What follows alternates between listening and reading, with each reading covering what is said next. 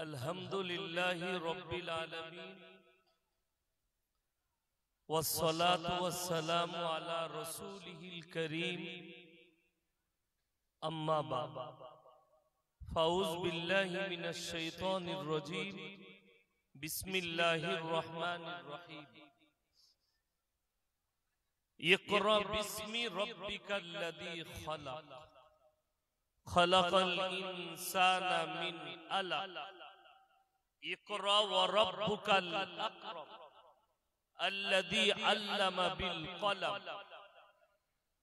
अल्लमल इंसाना मा लम यअलम व इला मदीना फ़ाऊज़ बिल्लाहि मिनश शैतानिर रजीम बिस्मिल्लाहिर रहमानिर रहीम इक़रा किताबक कफ़ा बिनफ्सिकल यौमा अलैका हसीब मन इहतदा फ़इन्नमा यहतदी लिनफ्सि व मन ضل फ़इन्नमा यदिल्लु अलैहा वला तज़िरु वाज़िरतुन विज़्र उख़रा वमा कुन्ना मुअज़्ज़िबीन हत्ता नबअस रसूला व इला मदीना फ़ाऊज़ बिल्लाहि मिनश शैतानिर रजीम बिस्मिल्लाहिर रहमानिर रहीम या अय्युहल मुज़्ज़म्मिल कुमिल लैला इल्ला क़लीला निस्फ़हु औ इनक़ुस मिन्हु क़लीला औ ज़िद अलैहि वरत्तिलिल क़ुरआन तरतीला इला आखिरिल खैरुकुम मन तअल्लमल क़ुरआन अल्लमहु कमा क़ाला अलैहि सलातु व तस्लीम माननीय श्रोता हो ज्ञानी गुणी मानी सम्मानी माननीय सभापति श्रद्धेर उलामाए इकराम हुफ्फाज़े इकराम स्नेहेर तलबाए अजीज और आमार ज्ञानी गुणी मानी सम्मानी माननीय श्रोता मंडली पर्दार अंतराले पर्दा नसीब मायेरा एवं बोनेरा आल्लाहर बड़ दया कृपा भालोबासा আমাদের প্রতি গোটা বিশ্বের প্রতি সবাই আল্লাহর শুকর আদায় করে হৃদয় থেকে বলি আলহামদুলিল্লাহ তারপরে পরে বিশ্ব নবী জনাবে মুহাম্মদুর রাসূলুল্লাহ সকলে বলুন সাল্লাল্লাহু আলাইহি ওয়াসাল্লাম তিনার প্রতি শত কোটি দরুদ বর্ষিত হোক বলুন আমিন সুম্মা আমিন সবাই একবার মহব্বতের সঙ্গে দরুদে ইব্রাহিম পাঠ করি আল্লাহুম্মা সাল্লি আলা محمد وعلى آل محمد كما صليت على إبراهيم وعلى آل إبراهيم إنك حميد مجيد اللهم بارك على محمد وعلى آل محمد كما باركت على إبراهيم وعلى آل إبراهيم إنك حميد مجيد গুটি কয়েক কথা আলোচনা করব আমরা সকলে আমল করব বলুন ইনশাআল্লাহ সর্বপ্রথম এই যে আপনাদেরকে বলছি যদি বসার হয় বসুন না হলে আউট অফ সার্ভিস এখানে দাঁড়িয়ে থাকবেন না ঘুমানোটাও ইবাদত কারো যদি মনে হয় বসে গল্প করবেন না গুনাহ হবে আপনি ঘুমানোটাও ইবাদত এশার নামাজ পড়ে নবীজি সাল্লাল্লাহু আলাইহি সাল্লাম আদেশ করেছেন তোমরা তাড়াতাড়ি ঘুমিয়ে পড়ো যাতে তাহাজ্জুদে উঠতে পারো তাড়াতাড়ি ওইজন্য ঘুমানোটাও ইবাদত এই জলসা শোনাটা ইবাদত নয় জলসা শোনাটা নেকির কাজ ফরজ নয় ওয়াজিব নয় সুন্নত নয় কিছুই নয় ভালো কাজ নেকি পাবেন আল্লাহ আল্লাহর রাসূলের কথা শুনলে নেকি আছে বাস এতটুকু তাই নো ডিস্টার্ব আমার সিস্টেম হচ্ছে যদি 10টা লোক বসে থাকে আমি কেউ কি ডেকে বসাবো না ডাকবো না কেউ কি যে যেখানে আছে থাকুক মেলা বসানো আছে সেইখানে ঘুরতে পারে গাদা মেয়েদের ঠেলাঠেলি পাবেন জলসা আছে স্টেজে বসতে পারেন আর নাও বসতে পারেন ডেকে জান্নাতে নিয়ে গেলে জান্নাতে জায়গা হবে ডেকে ডেকে ঘর থেকে জান্নাতে নিয়ে যাওয়া যাবে এইখানে আমার কাছে এলান হবে না যে আপনি এসে বসুন যার যেখানে ইচ্ছা বসবে না বসতে গেলে আলহামদুলিল্লাহ আরো ভালো 10টা লোক থাকলে আমি যে বক্তব্য দেব 10,000 থাকলেও সেই একই বক্তব্য আজকে আপনারা এখানে 1000 1500 2000 চেয়ার আছে কালকে আমি যেখানে বক্তব্য দিয়েছি 20,000 শ্রোতা ছিল, ছেলে আর মেয়ের 20,000, দক্ষিণ দিনাজপুর। তো ওটা আমার কাছে ফারাক না, আল্লাহর কৃপায় আমি স্টেজে থাকি, আমি সময় নষ্ট করি না আল্লাহর কৃপায়। কিরাত পড়ে গজল পড়বো দিয়ে 10 মিনিট গজল টেনে দিয়ে গল্প গুজব, ওই সিস্টেম আমার কাছে না। বসুন, শুরু করব 2 ঘন্টা টানা বলবো। সর্বপ্রথম বলি, আপনি ওখানে বসে গেলেন, আপনি এইদিকে আসুন, আরে আপনি এখানে আসুন, আপনি থাকলে আমার সুবিধা হবে, কি বুঝলেন? হ্যাঁ, আপনি এখানে আসুন, আমার পাশে আসুন। খুব সুন্দর কোরআন তেলাওয়াত করেছে কারি সাহেব, আল্লাহ ইনার হায়াতে বরকত। আপনি হ্যাঁ, আমি ইমামকে কেন বসাবো আপনারা বুঝতে পারবেন আমার বয়ান শুনে কেন বসা, এখন বুঝবেন, পরে বুঝবেন। একটু আগ হয় এগিয়ে যাই, বুঝতে পারবেন। নাম্বার 1, হাওড়া, হুগলি, 24 পরগনা, 2 মেদিনীপুর আর কলকাতার একটা মহৎ রোগ আছে। রোগটা কিন্তু সব হুজুর ধরতে পারে না, আমি কিন্তু ধরেছি। এই হাওড়া, হুগলি, 24 পরগনা জলসাতে হুজুর আসে, জলসা শুরুর আগে হুজুর বলে সবাই মহব্বতের সঙ্গে দরুদ পড়ুন। হুজুর বলে আল্লাহ, এরা সবাই মুখস্থ করে রেখেছে সাল্লে আলা সাইয়্যিদিনা মাওলানা মুহাম্মদ। এটা পড়াটা হারাম নয়, গুনাহ নয়, নেকির কাজ। কিসের কাজ বললাম? নেকি। কিন্তু এই 24 পরগনার কলকাতার হাওড়া হুগলির লোক মুখস্থ করে রেখেছে, নামাজ না পড়লেও জলসার দিনে টুপিটা লাগিয়ে এসে বসবে, আর হুজুর মনে করবে তাহলে আচ্ছা গ্রামে জলসা করতে এসেছি, সব তো আউলিয়া লোক, এত জোরে জোরে দরুদ পড়ছে। আমি যে দরুদটা পড়লাম, এই দরুদটা পড়া গুনাহ না নেকি? নেকি। দরুদ ইব্রাহিম পাঠ করলাম। এরপর বলুন, আমি এখানে লক্ষ্য করলাম নামাজিরা ছাড়া বেনামাজি মালকটা দরুদটা পড়ে নাই, জানলে তো পড়বে। যারা বেনামাজি তারা জানলে তো পড়বে, জানেই না পড়বে কোথায়? ও তো খালি হুজুরের সঙ্গে সাথ দিবার লেগে জলসার দরুদ মুখস্থ করে রেখেছে, যে জলসাতে পড়ব হুজুর জানো বুঝতে না পারে যে আমি আউলিয়া নয়, আমি রাসূলের চেলা নয়, আমি শয়তানের চেলা। এটা যেন হুজুররা না বুঝতে পারে। দুঃখের বিষয়, আজকে আমি জলসা শুরুতেই যে আয়াত আল্লাহ রাব্বুল আলামিন ইসলামের যে বুনিয়াদ পৃথিবীর বুকে রেখেছে, ওটা শিক্ষার দ্বারা, এডুকেশনের দ্বারা। এক শ্রেণীর শিক্ষিত লোক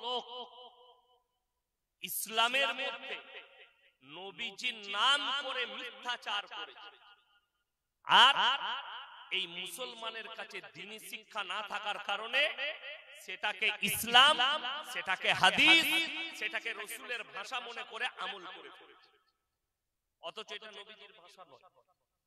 আমরা অনেক দিন থেকে শুনি, ছোটবেলায় যখন পড়াশোনা করতাম, তালবে ইলম ছিলাম, জলসা শুনতে যেতাম, কিছু কিছু বক্তা বলতো, শিক্ষিত লোকরা এখনো বলে কি, বাবা আল্লাহর নবী বলেছেন তোমরা শিক্ষার জন্য চীন দেশে পাড়ি দাও।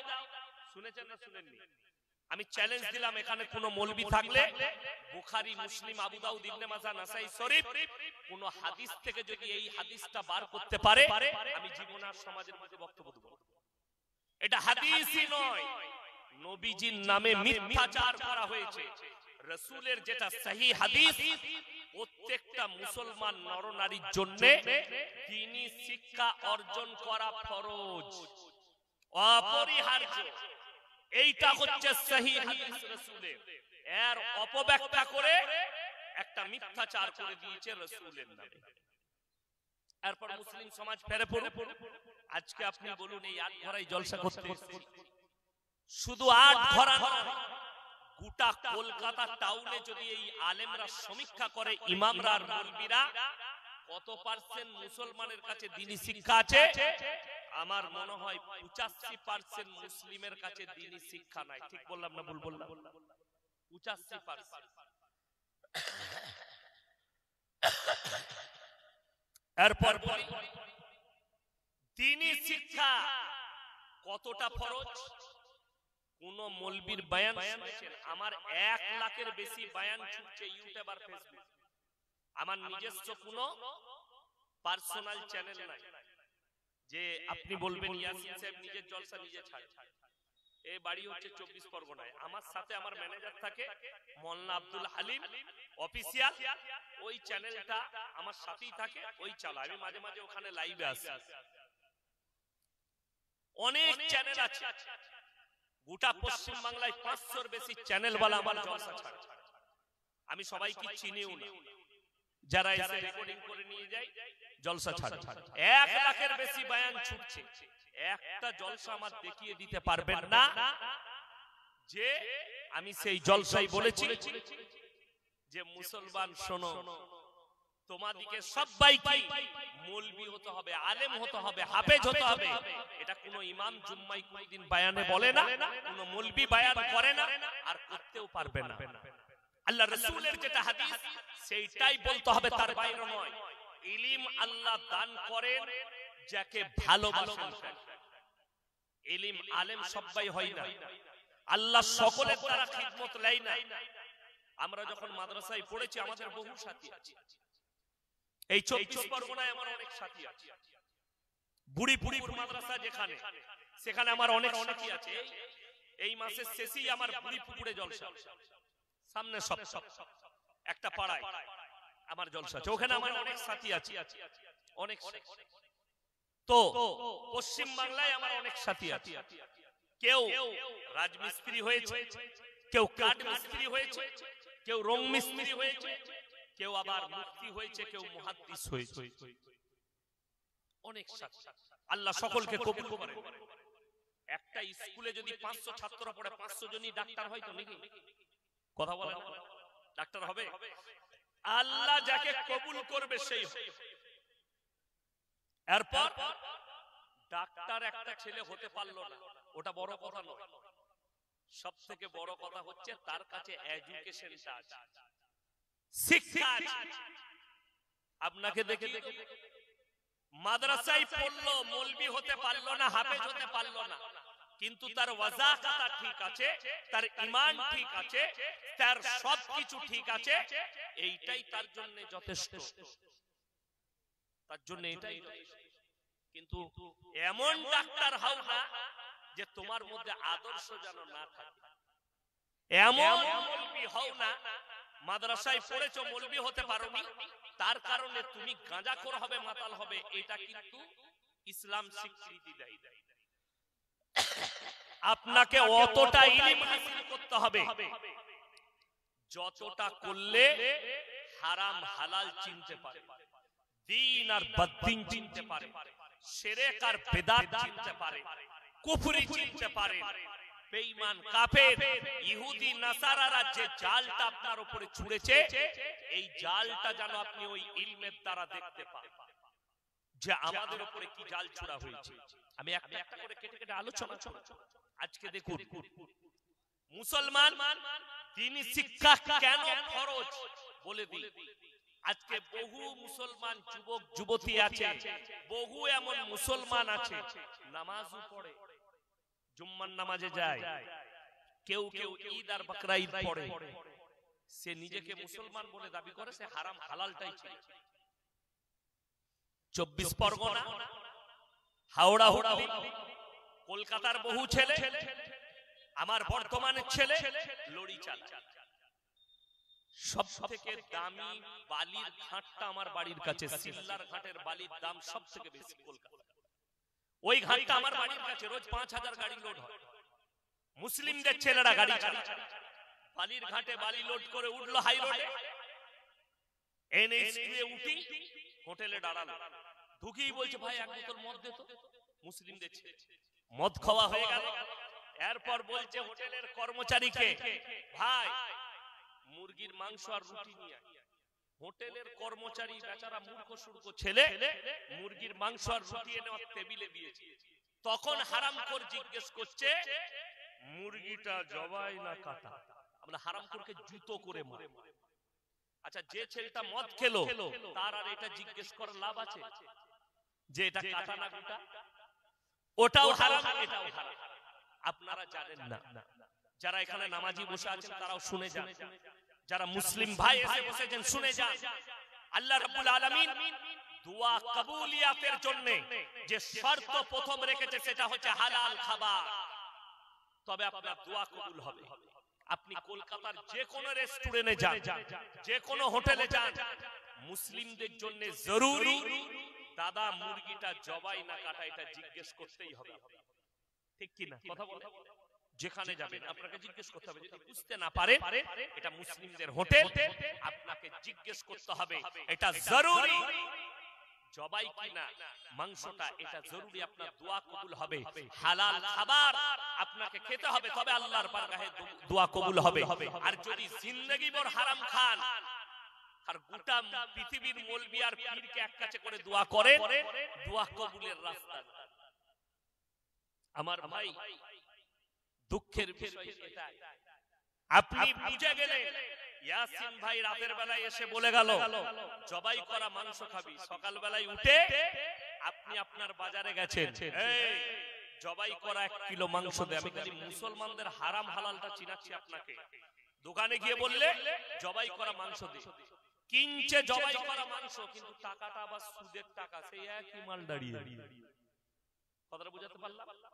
মনে হয় বুঝতেই পারছেন আমি গুদা বাংলায় বয়ান করি, আর আমার সবাই দাওয়াত দেয় না, জেনে শুনে দাওয়াত দেয়। আমার কথা ইনজেকশনের মতো ঘা হয়ে যাবে, সকালবেলা খালি মহলমটা লাগাবো। এই সুদখোর, আপনারা বলুন সবাই হাত তুলে কোরআনকে বিশ্বাস করেন না করেন? সবাই জোরে বলুন ইনশাআল্লাহ। কোরআনকে যদি বিশ্বাস করেন, দেখে নেন পৃথিবীতে যত কিতাব আছে কোরআন বাদ দিয়ে, যত ধর্মেরই হোক, আর কোন মৌলবি মুহাদ্দিসের লেখা হোক, কোন জ্ঞানীর হোক, সাহিত্যিকের হোক, আপনি একটা খালি কিতাব বার করে দেন যে অমুক ব্যক্তি লিখেছে আর তার কিতাবের মধ্যে লিখে দিয়েছে, এর মধ্যে কোনো ভুল নাই। লিখতে পেরেছে না? আপনার জানা মতো ভালো ভালো পীর কাছে, মৌলবীর কাছে যাবে, যদি ফতোয়া নেন আল্লাহু আলাম বিসওয়াব, ফতোয়ার নিচে লিখতে হবে আমার জানাটুকু লিখলাম, সঠিকটা আল্লাহই জানে। আল্লাহর কসম, আল্লাহ কোরআন অবতীর্ণ করেছেন, আর কোরআনের মধ্যে আল্লাহ এটা কনফার্ম করে দিয়েছেন, যালিকাল কিতাবু লা রাইবা ফি, আমার এই কোরআনে বিন্দুমাত্র সন্দেহের কোনো অবকাশ নাই। জোরে বলুন সুবহানাল্লাহ। এটা আল্লাহ কনফার্ম করে দিয়েছেন। বাকি পৃথিবী কেউ নিজের কিতাবে লিখতে পারেনি যে আমার কিতাব লেখার মধ্যে কোনো ভুল নেই। সবারই ভুল থাকতে পারে, কিন্তু আল্লাহ তাআলা একদম পারফেক্ট ভাবে লিখে দিলে আমার কোরআনে বিন্দুমাত্র সন্দেহের কোনো অবকাশ নাই। আর এই কোরআনকে কেউ যদি বলে আমি মুসলিম, আর এই কোরআনকে যদি কেউ অস্বীকার করে, আল্লাহর কসম কাফের হয়ে যাবে, বেঈমান হয়ে যাবে, ঈমান চলে যাবে, তাকে কালমা পড়ে আবার ফিরে আসতে হবে। যদি বলে আমি কোরআনকে অবিশ্বাস করি, মানি না। আপনারা বললেন কোরআনকে মানে, চলুন বর্তমানে কিছু মুসলমান, আচ্ছা আপনাকে বলে দিই, আপনার জানা নেই একটা অমুসলিম ভাই মুসলিমদের আপনার ধর্মকে কতটা রেসপেক্ট করে আপনি জানবেন। সেই জায়গায় পৌঁছালে আপনি জানতে পারবেন যে আপনার ধর্মকে তারা কতটা রেসপেক্ট করে। ওই জায়গায় পৌঁছাতে একটা দুটো লোককে ধরবেন, একটা লোক যদি খারাপ হয় গোটা কমিউনিটি খারাপ হতে পারে। কথাটা বুঝতে পেরেছেন? একটা লোক নবীজিকে গালি দিয়েছে, নূপুর শর্মার মতো হারামের আওলাদ, তার জন্য গোটা হিন্দু সমাজ খারাপ নয়, এটা আপনাকে ব্রেনে রাখতে হবে। তবে সে আপনার আল্লাহকে গালি দিয়েছে, রাসূলকে গালি দিয়েছে, তা আপনি কোরআন শুনেলেন, কোরআন শোনায়, এটা প্রত্যেকটা মুসলিমের আমল করা দরকার। আমি কালকে বলে এসেছি দক্ষিণ দিনাজপুরে হরিরামপুর থানায়, যেখানে 70% মুসলিম যে থানায়, 10,000 শ্রোতা, আমি তাদের সামনে শোনালাম প্রত্যেকটা আলেম উলামা, প্রত্যেকটা মুসলমান এই কোরআনের আয়াতটাই যদি আমল করে, তার কাছ থেকে কোনো হিন্দু ভাই কষ্ট পাবে না। কোরআনে কি আছে? ওয়ালা তাসুবুল্লাযীনা ইয়াদউনা মিন দুনিল্লাহি ফায়াসুবুল্লাহা আদওয়াম বিগাইরি ইলম। হে আমার নবী পৃথিবীর মানুষকে বলে দাও, হে ঈমানদার ব্যক্তিরা, তোমরা তাদেরকে গালি দিও না যারা আল্লাহ ব্যতীত অপরের উপাসনা করে। তাদের দেবদেবীকে, তাদের ধর্মকে গালি দিও না, সে অজ্ঞাত অবস্থায় তোমার আল্লাহকে গালি দেবে। এটা কোরআন। তোমরা কারু দেবদেবীকে, কারু ধর্মকে গালি দিও না, অজ্ঞাত অবস্থায় তোমার আল্লাহকে গালি দেবে। তাই একটা লোক খারাপ হলে গোটা কমিউনিটি খারাপ হয়। একজন জিজ্ঞেস করছে, আচ্ছা মুসলমান এরা আতঙ্কবাদী। আমি বললাম, ভাই গান্ধীজিকে যে মেরেছিল সে কি মুসলমান ছিল? কথাটা বুঝতে পারেন? গান্ধীজিকে যে মেরেছিল সে কিন্তু মুসলমান ছিল না। ওটা অনেক দূরের কথা, তো কাছে বলে দিচ্ছি। আপনার উড়িষ্যার 1 বছর আগে উড়িষ্যার স্বাস্থ্যমন্ত্রীকে তার বডিগার্ড এসআই একজন পুলিশ গুলি করে হত্যা করে দিল। গাড়িতে ব্রেনে গুলি করে দিল। তার বডিগার্ড নিজে গুলি করলো, এসআই। লোকটা কিন্তু মুসলিম নয়, যে গুলি করেছে সে একটা হিন্দু ব্যক্তি। তাহলে এই লোকটা কি মুসলমান? ওই জন্য ইসলাম টেররিজমকে কখনো সাপোর্ট করে না, ইসলাম আতঙ্কবাদীকে সাপোর্ট করে না। ইসলামের অর্থ হচ্ছে শান্তির বার্তা, আপনাকে শান্তি দেয়। আমার মুসলমান ভাই, আল্লামা ইকবাল লিখেছে, ইস ঘর কো আগ লাগি ঘর কি চিরাগ। আজকে পৃথিবীর বড় বড় দুশমন গুলো ইসলামের সব মুসলমান ঘরে জন্ম নিয়েছে। নবাব সিরাজউদ্দৌলাকে যে মেরেছিল, ধোঁকা দিয়েছিল কে? মির্জাফর। মির্জাফর মুসলিম ছিল না হিন্দু ছিল? কথা বলে না? মুসলিম। হযরতে হোসেনকে কারবালার প্রান্তরে যারা শহীদ করেছিল তারা কোনো কাফের অমুসলিম ছিল না, তারা সবাই মুসলমানই ছিল। তারা মুসলমানই ছিল। আমার ভাই, পৃথিবীর ইতিহাস খুলে দেখে পৃথিবীতে যতগুলো মানুষ ধোঁকা খেয়েছে সবাই কাছের মানুষের কাছ থেকেই ধোঁকা খেয়েছে, কাছের লোকের কাছ থেকে, ঘরের লোকের কাছ থেকে ধোঁকা খেয়েছে। নবাব সিরাজউদ্দৌলাকে তার ঘরের লোক ধোঁকা দিল, মির্জাফর। হযরতে হোসেন রাদিয়াল্লাহু তাআলা আনহুকে শহীদ করেছে তেনার বংশের লোক, তারা তারাও সবাই মুসলমান, ধোঁকা দিয়েছে, মার্ডার করেছে। আল্লামা ইকবাল লিখেছে, আজকে আপনি জানেন আপনি নূপুর শর্মাকে গালি দিচ্ছেন, আর আপনার এই কলকাতায় বসে নাজিয়া ইলাহি খান বলে একটা হারামের আওলাদ প্রতিনিয়ত ইসলামকে গালি দিচ্ছে। সে নিজেকে বলছে আমি মুসলিম ঘরের মেয়ে, একে জুতো মারার কেউ নেই। এটা মুসলিম ঘরের মেয়ে, নিজে বলছে আমি মুসলিম ঘরের মেয়ে। আর আমি এক জায়গায় চ্যালেঞ্জ দিয়েছি, 10 মিনিট যদি আমার সামনে বসে, চ্যালেঞ্জ এটা, আল্লাহর কসম খাবো না, 10 মিনিট আমি 10 মিনিট সময় নেব না, প্রুফ করে দেব মুসলমান। এটা আমার চ্যালেঞ্জ। যদি বাপের বিটি হয়, যদি ওর সত্যিকারী বাপে জন্ম দেয়, আমার অ্যাকসেপ্ট করুক চ্যালেঞ্জকে। কলকাতায় যেখানে বসবে আমার চ্যানেল থাকবে, গোটা পৃথিবী লাইভ দেখবে, আমি প্রমাণ করি দেব। রাসূলকে গালি দেয়, কোরআনকে গালি দেয়, দাড়ি টুপিকে গালি দেয়, কিন্তু মুসলিম। আপনি অমুসলিমকে কি করে গালি দেন? আপনি তো নিজেই তৈরি হতে পারলেন। আপনি যদি এই কলকাতা আপনার বারাসাত থেকে 34 নম্বর জাতীয় সড়ক ধরেন, যেটা আসাম রোড, আপনি পার করবেন বহরমপুর।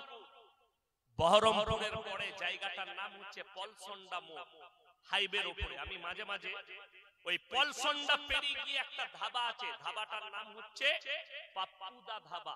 পাঞ্জাবিদের দু ভাই মাথায় পাগড়ি বেঁধে, মুখে দাড়ি বেঁধে হোটেলে বসে থাকে, প্রচুর ভিড় হয়। ওই হোটেলে 3 থেকে 4 খানা বোর্ড লাগানো আছে, মারাত্মক বোর্ড। একটা বোর্ডে লেখা আছে এখানে মদ পান করা নিষিদ্ধ। একটা বোর্ডে লেখা আছে এখানে মদ বিক্রি নিষিদ্ধ। আর একটা বোর্ডে লেখা আছে এখানে নো স্মোকিং, এখানে কোনো ধূমপান করা যাবে না, নিষিদ্ধ। একদম প্রশাসন বাবুদের বোর্ড ফিট করেছে তারা। কেন? তারা জানে আমরা যেখানে ব্যবসাটা করছি এখানে 70% মুসলিম, আমার খদ্দের। আর ইসলামে মদ স্পর্শ করা হারাম, ইসলামে গাঁজা হারাম, নেশার দ্রব্য জিনিস হারাম, ওই জন্য আমার এখানে ব্যবসা করা যাবে না। আর চ্যালেঞ্জ দিয়ে বললাম, তার ওই হোটেল থেকে 10 কিলোমিটারের ভাটায় আমি মুসলিমদের হোটেল দেখিয়ে দেবো, হারামখোর মদ খায়, মদ বিক্রি। আপনাকে আমি কলকাতায় দেখিয়ে দেব, এই নিউ টাউনে দেখাবো মুসলিমদের ছেলে মদ খায় প্লাস মদের ব্যবসা করছে, অথচ সে জানে মদ স্পর্শ করা হারাম। আরে আপনার কাছ থেকে একজন আখলাক পাবে, চরিত্র পাবে। আমার মুসলমান ভাই, কোরআনে স্পষ্ট সুদ হারাম আছে না? কোরআন বলছে ওয়াহাল্লাহুল বাইয়া ওয়া হারামার রিবা, সুদ তোমাদের জন্য হারাম করা হয়েছে, ব্যবসাকে হালাল করা হয়েছে। আপনি ব্যবসা করুন হালাল। আমাদের দেশে সবথেকে সুখী পৃথিবীতে কারা? কারা? সমাজের বুকে সবথেকে সুখী ব্যক্তি তারা যারা ব্যবসায়ী। ব্যবসায় বরকত আছে, কেন? নবীজি ব্যবসা করেছেন, ব্যবসা সুন্নত। যারা ব্যবসায়ী লোক হয় তারা বেশি ভালো মন্দ খায় না, চাকরিজীবীরা বেশি ভালো মন্দ খায়? কথা বলে। যারা চাকরি করে তারা জানে আমি 70,000 টাকা বেতন পাবো, মাপা পয়সা। এই মাসে 10,000 টাকা কারেন্ট বিল, বইয়ের ডাক্তারখানা দেখানো 10,000 টাকা ধার আছে, অমুকের 10,000 লাগবে, দিয়ে মালটা শেষ। আলু কত কিনবে? 1 কিলো। টমেটোর কিনতে গেছে 100 গ্রাম টমেটো। পুঁই শাক 2টো ডাঁটা কিনবে, কি বুঝলে? কিন্তু একজন ব্যবসায়ীকে আল্লাহ এত বরকত দিয়েছে, তার যদি 1 পিস মাছের প্রয়োজন হয় সে 1 কিলো মাছ আনবে, জানো আমার বাড়িতে একটা কুটুম মেহমান এলে সে যেন খেতে পারে। ব্যবসায়ী আল্লাহ বরকত দিয়েছে, এটা কোরআন। যারা ব্যবসায়ী হবে আমি ব্যবসায়ী বরকত দেব, ব্যবসা হালাল, রাসূল সাল্লাল্লাহু আলাইহি ওয়াসাল্লামের সুন্নত ব্যবসা, আপনি বরকত পাবেন। সুদ স্পষ্ট হারাম।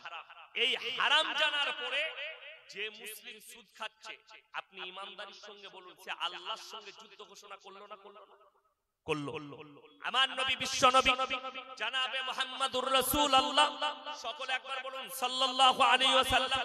নবীজি বললেন, হে আমার সাহাবীরা শোনো, কেউ যদি 1 টাকা সুদ খায়, সবথেকে নিম্ন পাপ হচ্ছে নিজের মায়ের সঙ্গে 36 বার জিনা করার সমান পাপ হবে।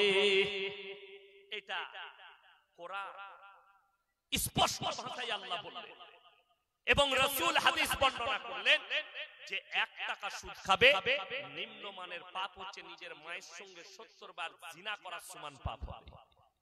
এইটা জানার পরেও মুসলমান আজকে সুদ খায়। আপনি যদি সুদ বন্ধ করেন, আপনার কাছ থেকে একটা অমুসলিম ভাই আদর্শ পাবে, মুসলমান সুদ খায় না। আপনি যদি মদ পান না করেন, একটা মানুষ স্পষ্ট আপনার কাছ থেকে আদর্শ পাবে। আমার যে গ্রাম, ওই গ্রামটা 4,500 থেকে 5,000 বসতির গ্রাম, হাই রোডের উপরে, NH2 এর উপরে, বর্ধমান থেকে আসানসোল পর্যন্ত ওই 100 কিলোমিটারের মাথায় অত বড় মুসলিম গ্রাম হাই রোডের উপরে নেই। দুদিকে গ্রাম, একটাই মসজিদ। অত বড় গ্রামে আমার গ্রামে 35 ঘর দাস আছে, আর 15 ঘর বাড়তি আছে বসবাস করে। তো আমি যখন মাদ্রাসা থেকে বাড়ি যাই হেঁটে, দাসদের একটা ছেলে সে কি করে, মদ খেয়ে রাতে মাতলামি করে, বিবিকে মারে, পাড়ার লোককে গালি দেয়, হাঙ্গামা করে। আমি একদিন বাজারে মাছ কিনছি আর সে সবজি কিনছে, বলে এই শোন এখানে, আমার কাছে এলো, বলুন হুজুর। আমি বললাম, তুই মদ খেয়ে রাতে যে হাঙ্গামা করিস কত ক্ষতি জানিস? 1 নম্বর তোর অর্থের ক্ষতি, 2 নম্বর তোর শারীরিক ক্ষতি, 3 নম্বর তোর পারিবারিক ক্ষতি, 4 নম্বর তোর সামাজিক ক্ষতি। সে আমাকে কি উত্তর দিল জানেন? মনে হলো ফাটাল পেলে ঢুকে যায়। সে বলে, হুজুর আপনি আমাকে বলছেন, আমি তো গরিবের ছেলে, লোকের বাগানে কাজ করিয়ে মাঠে কাজ করে খাই, আপনার অমুক মুসলমান ভাই নিজের পয়সায় আমাকে ডেকে মদ কিনে পান করায়। আপনার অমুক মুসলমান ভাই বাড়ি থেকে মুরগির মাংস কষে এনে আমাকে মদ ঢেলে খাওয়ায়। আমি দুঃখিত হলাম। আমি বললাম, কিছু বলার নাই, তুমি যাও যাও যাও, তুমি চলে যাও। আর আল্লাহর কাছে বললাম, আল্লাহ এই মুসলিম গুলোকে হিদায়াত দাও। আপনি বলুন ওই ছেলেটা কি করে আদর্শ আপনার কাছে? অথচ আপনি মুখে বলছেন আমি নবীজি সাল্লাল্লাহু আলাইহি সাল্লামকে ভালোবাসি। আপনাকে দেখি কলকাতা আমাদের দেশে আজকে শুধু মুসলমানরা বিপদে নয়, এই কলকাতায় আজকে তারিখ কত? 20 কি ডিসেম্বর, 20 কি ডিসেম্বর, 25 ডিসেম্বর খ্রিস্টানদের থেকে বেশি হিন্দু আর মুসলিম ছেলেরা ক্রিসমাস পালন করে। এটা চ্যালেঞ্জ দিলাম আমি, যে কোন মিডিয়া অ্যাকসেপ্ট করুক আমার চ্যালেঞ্জকে। আমি কলকাতায় পার্ক সার্কাসে সকাল থেকে দেখিয়ে দেবো 25 ডিসেম্বর কতগুলো হিন্দুদের ছেলে মেয়ে আর কত হাজার মুসলিমদের ছেলে মেয়ে। সেখানে খ্রিস্টান আপনি 10% পাবেন না, 90% হিন্দু আর মুসলিমের ছেলে ক্রিসমাস পালন করছে। কোন হিন্দু পণ্ডিত বাপের বেটা হয়ে যদি প্রমাণ করায় যেটা হিন্দুদের আদর্শ, কোন বাপের বেটা মৌলবি মুসলিম যদি প্রমাণ করায় এটা মুসলিমদের আদর্শ, আমি আর জীবনের সমাজের বুকে বক্তব্য রাখব। ইসলামে মুসলিমদের জন্য ক্রিসমাস পালন করা হারাম। অমুসলিম ভাইদের আমি বলবো না, ওনাদের পণ্ডিতরা বলবে। তারা তাদের পণ্ডিতের কাছে, যাদের ধর্ম সম্পর্কে জ্ঞান আছে, হিন্দু ধর্ম সম্পর্কে, তিনাদের কাছে জানবে যেটা আমাদের ধর্মের কতটা প্রযোজ্য। যেমন আমরা ভাবি, এই সেদিন আমি একটা বক্তব্য দেখছিলাম, একজন বাবার বড় বড় চুল, খুব সুন্দর কথা বলে। আমি জলসা শেষ করে রাস্তায় গেলে মাঝে মাঝে মোবাইলে আমি তিনার বক্তব্যগুলো শুনি। তিনি প্রবচন দেয়, মানুষ তার প্রবলেম বলে, স্যার বাবা नमस्ते, मेरा जो शहर है वो दारू पी के मेरे को पीटता, मेरा जो शहर है हमसे मोहब्बत नहीं करते। तो बाबा दादी के आदर्श देय, भाई तुम अपने बीवी से क्यों नहीं मोहब्बत करते? भाई दारू पी के आपको क्या फायदा मिलता है? এরকম বলে। এই বাবাকে দেখলাম একটা নিউজ চ্যানেল ওয়ালা তার ল্যাবেতে ডেকেছে, সেখানে এবং অ্যাঙ্কার আছে এবং একদিকে 10-12টা মেয়ে, একদিকে 10-12টা ছেলে, মধ্যখানে এরকম চেয়ারে বাবা বসে আছে। বাবাকে একটা ভদ্র মহিলা, ভদ্র বলাটাও মনে হচ্ছে আমার গুনাহ, से मेटा बोलचे बाबा आपने एक तकरीर में कहा, एक प्रवचन में कहा कि औरत को कपड़ा पहनना चाहिए सलीके, बदन ढाक लेना चाहिए। तो आप तो मौलवियों की तरह हिजाब पहनने वाली बात कर रहे हैं। আজকে দুঃখটা বলে দিই, যারা অমুসলিম ভাই আমার অনেক ফ্যান আছে, অনেকজন বক্তব্য শুনে। কেন? আমি কোন ধর্মকে আঘাত করে কথা বলি না, কিন্তু কেউ আঘাত দিলে তাকে কিন্তু এমন বাস দিই সে আর দাঁড়াতে পারে না। আমাকে আঘাত দিই, বাকি কোন ধর্মের প্রতি অভিযোগ নাই। দেখুন এ বলছে आप हिजाब पहनने वाली बात करते हैं। आज के हिंदुस्तानेर माटीते एमन अवस्था, একটা মেয়ে যদি হিজাব পরে স্কুলে যায় তাকে কোর্টেতে কেস লড়তে যেতে হয়, অথচ হাজার মেয়ে কলকাতায় ন্যাংটো ঘুরে বেড়াচ্ছে, যে যত ছোট পোশাক পরবে সে তত ভাইরাল, অথচ তাদেরকে কোর্টে যেতে হয়। এর থেকে জানতে হবে যে যারা উপর মহলে বসে আছে তারা কতটা মেয়েদের শরীরকে দেখতে পছন্দ করে। এই বাবা বলছে যে आप नंगी घूमो, मेरा क्या है, मैं तो अपने धर्म के बात समझा रहा। আজকে আমি জলসায় এসেছি, আমি কোরআন হাদিস বলে যাব, মানবেন না মানবেন আপনি আপনার আল্লাহর কাছে জবাব দেবেন, আমি আমার আল্লাহর কাছে জবাব দেব। আপনার দায় আমি নিতে যাব না। আজকে আমাদের সমাজের কিছু লোক মনে করে যে আমি যত রকমের পাপ করি হুজুররা আমাদেরকে জান্নাতে নিয়ে যাবে, তোর হুজুর মার খাবে আর তুইও খাবে। এটা লিখে নিন, চ্যালেঞ্জ এটা। হ্যাঁ, আমি যদি এটা ভুল বলে থাকি, কালকে আব্দুল্লাহ ইল মারুফ ভাই আসবে, তাকে একবার বলবেন যে হুজুর আপনি আমাদেরকে জান্নাতে নিয়ে যাবেন, কি বলে দেখবেন আপনাকে উত্তর কি দেয়। দুঃখের বিষয় মানুষ নিজের নিজের আমল নিয়ে দাঁড়াবে আল্লাহর কাছে, নিজের নিজের আমল নিয়ে। আচ্ছা বলুন, নবীজির থেকে দামি লোক কেউ আছে? নবীরা নিষ্পাপ, যারা পয়গম্বর তারা নিষ্পাপ, কোরআনে আছে তারা জান্নাতি, তিনারা জান্নাতি। আপনাকে দুজন নবীর নাম করছি, একজন হচ্ছেন নূহ নবী, একজন হচ্ছেন লূত নবী। এই দুজনের বিবি জাহান্নামে যাবে, আল্লাহ কোরআনে লাকির টেনে দিয়েছে। নবী হওয়ার পরেও তারা তাদের বিবিকে আটকাতে পারবে না। আর তুমি পাপের সাগরে ডুবে থাকবে, জিনা করবে, মদ খাবে, গাঁজা খাবে, সুদ খাবে, বেনামাজি হয়ে থাকবে, দিনদার হবে না, আদর্শ পাবে না। আর তুমি নিজেকে বলছো আমার পীর সাহেব আমাকে জান্নাতে নিয়ে যাবে, তোমার পীরও মার খাবে, তুমিও খাবে। যে বলবে জান্নাতে নিয়ে যাব, আমি দোয়া করতে পারি আল্লাহ এই মানুষটা নামাজি ব্যক্তি, ভালো ব্যক্তি, আল্লাহ তুমি একে জান্নাতে দাও, এই দোয়া করতে পারে। আরে আপনি যদি ইসলামকে ঠিকমতো ফলো করেন, আপনার কাছ থেকে কেউ কষ্ট পাবে না। যদি আপনি ইসলামকে ফলো করেন, রাসূলের হাদিসকে, আখলাককে ফলো করেন, আল্লাহ রাসূলের একটা হাদিস শোনাই, আপনাদের চোখ দিয়ে পানি আসবে। নবীজি রাস্তা দিয়ে পেরিয়ে যাচ্ছে, জোরে বলুন সুবহানাল্লাহ। রাস্তা দিয়ে পেরিয়ে যাচ্ছে, একজন মুশরিক, বেঈমানের বিটি, মুশরিকের বিটি, হাতেম তায়ের বিটি, মাথায় কাপড় নাই, রাস্তা দিয়ে পেরিয়ে যাচ্ছে। নবীজি সাল্লাল্লাহু আলাইহি সাল্লাম নিজের মাথার পাগড়িটা খুলে তার মাথায় চাপালেন। আল্লাহর নবী সাহাবীরা বললেন, ইয়া রাসূলুল্লাহ, এটা মুশরিকের বিটি। নবীজি বললেন, আমি মেয়েদের শরীর আর মাথা ঢাকতে এসেছি, খুলতে আসিনি। জোরে বলুন সুবহানাল্লাহ। তিনি আদর্শ দিলেন যে আমার কাছে নো ধর্ম। কোন ধর্মের? রাসূলের হাদিস শুনেলেন, তোমরা মুমিন ততক্ষণ হতে পারবে না যতক্ষণ পর্যন্ত তোমার কাছ থেকে তোমার প্রতিবেশী সুরক্ষিত নয়। আজকে আপনাকে দেখিয়ে দেব, আমরা সবাই করি, আমরা কয়টা আল্লাহ বিশ্বাসী? কথা বলে সকলে বলুন, কয়টা আল্লাহ মানে? আরে কথা বলতে পারেন, এক আল্লাহই বিশ্বাসী, বলুন ইনশাআল্লাহ। আজকে অনেক অমুসলিম ভাইদের পণ্ডিতরাও বলছে ये दुनिया को सजाने वाले और दुनिया को बनाने वाले, हमको पैदा करने वाला एक ही है। এটা সবাই বিশ্বাস করে, একজন না। অনেকজন যদি মনে করেন মালিক অনেকজন, আপনাকে বুঝায়। এই আমাদের দেশে যেটা চলছে, পৃথিবীতে সবথেকে বড় দ্বন্দ্ব কি? দ্বন্দ্ব কি? তিনটে জিনিসের কম্পিটিশন শুরু হয়েছে, তিনটে। এক হচ্ছে গদির কম্পিটিশন, কেউ চাইছে গ্রামের পাওয়ার, কেউ চাইছে দেশের, কেউ চাইছে রাজ্যের, কেউ চাইছে দেশের, কেউ চাইছে ওয়ার্ল্ডের পাওয়ার। এক কম্পিটিশন। দুই নম্বর, পয়সার পাওয়ার শুরু হয়েছে, কার কত টাকা আছে, চুরি করে হোক, সুদ খেয়ে হোক, লোকের মেরে নিয়ে হোক, আমাকে বড় লোক হতে হবে। তিন নম্বর মারামারি হচ্ছে আল্লাহকে নিয়ে।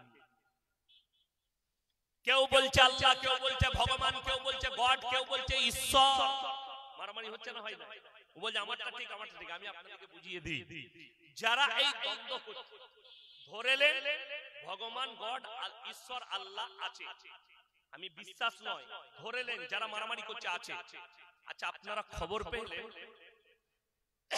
সালটা ঠিক মনে নেই, মুর্শিদাবাদে ইসলামপুর বালির ঘাটে একটা বাস পড়েছিল পানিতে, নদী।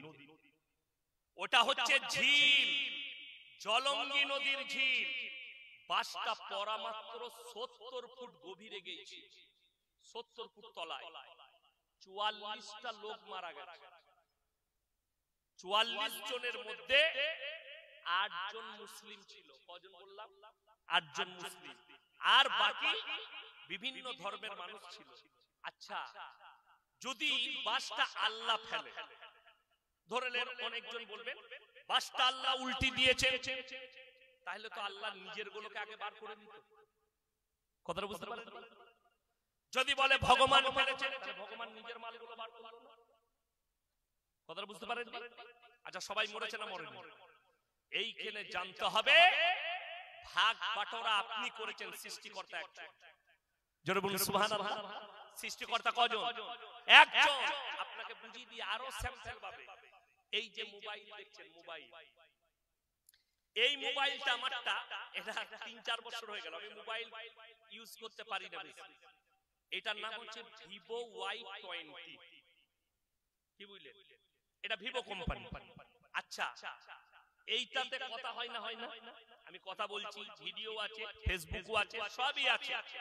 আচ্ছা, এখানে বিভিন্ন কোম্পানির মোবাইল আছে না? কথা বলে, কারো কাছে অ্যাপেল আছে, কারো কাছে স্যামসাং আছে। আচ্ছা, আপনি বলতে পারবেন কাজ আলাদা, মডেল কিন্তু সব আলাদা আলাদা, ঠিক কি না? কেন মডেল আলাদা হলো?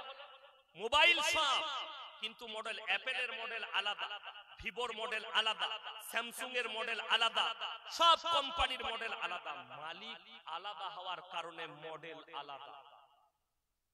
গোটা পৃথিবীর 750 কোটি মানুষকে এক কাছে করো, আমি আল্লাহ সবারই দুটো হাত দিয়েছি, একটা নাক একটা মুখ, দুটো চোখ দুটো পা দুটো হাত, কান দুটো দিয়েছি, ব্রেন একটা দিয়েছি। আমার সৃষ্টির মধ্যে গোটা পৃথিবীর মানুষকে এক কাছে করো, আমার সব মডেলকে আমি একই রকম বানিয়েছি। জোরে বলুন সুবহানাল্লাহ। আজকে দেখুন রাস্তাঘাটে মানুষ, আজকে ভারতের যে পরিস্থিতি, এক শ্রেণীর মানুষ তারা চাইছে যে আমাদের মধ্যে হিন্দু মুসলিমের মধ্যে মিল মহব্বত শেষ হয়ে যায়, অথচ আমরা পড়েছি আমাদের ছোট গায়ে ছোট ছোট ঘর থাকি, সেটা সবে মেলে নাহি কেউ পর, পাড়ার সকল ছেলে মোরা ভাই ভাই একসাথে খেলি আর পাঠশালায় যাই, বন্দে আলিমিয়া লেগলো। সেই ছড়াটা যখন স্কুলের জামানায় পড়তাম, অনুভব করতাম পাড়া প্রতিবেশীতে, অনুভব হতো না? আমার ক্লাস ফ্রেন্ড ফুচকা বিক্রি করে, সুনীল দাস নাম। এখন আমি এই আজকে বাড়ি থেকে আসছিলাম, কাজটা করলাম, সুনীল কেমন আছিস রে? ভালো আছি হুজুর। কোথায় যাচ্ছেন? কলকাতা। বলে একটা ফুচকা খেয়ে যাবে, তো আমার গলা খারাপ করবি? ফুচকা বিক্রি করে। আমি বললাম আমার মেয়ের জন্য 30টা ফুচকা দিয়ে পাঠা, মাদ্রাসার তালবিলি মাস সে দিয়ে পাঠায়, আমি খালি বলে দিই বন্ধুত্ব আছে, একসঙ্গে একই ক্লাসে পড়েছি। সুনীল দাস আজকে ওই জায়গা পরিবর্তন হয়ে গেছে, জায়গা শেষ হয়ে গেল। তার মারাত্মক কারণ দুটো, না মুসলমান নিজের ধর্মের উপরে টিকে আছে, না আমার হিন্দু ভাইরা নিজের পৃথিবীর যতগুলো ধর্মের মানুষ আছে কেউ নিজের ধর্মের উপরে টিকে।